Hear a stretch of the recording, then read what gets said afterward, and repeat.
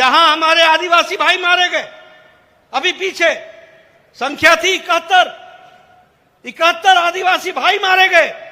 और भूपेश बघेल जी केरल में राहुल गांधी जी के साथ ताली बजा रहे थे। ये स्थिति आकर के खड़ी हो गई।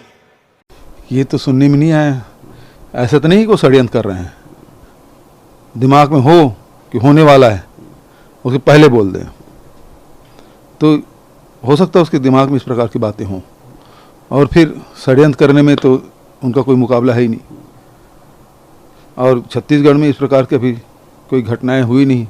इनके शासनकाल में जरूर सब ग्रामीण, राजनीतिक, जवान सबकी मौतें हुई है।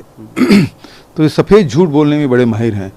छत्तीसगढ़ की जनता से माफ़ी मांगना चाहिए, आदिवासियों से माफ़ी मांगना चाहिए। इस प्रकार से कोई घटना घटी नहीं है जिसका वो उल्लेख वो कर रहे थे। और नड्डा जी की इसको माफ़ी मांगनी, इतना बड़े झूठ कैसे बोले।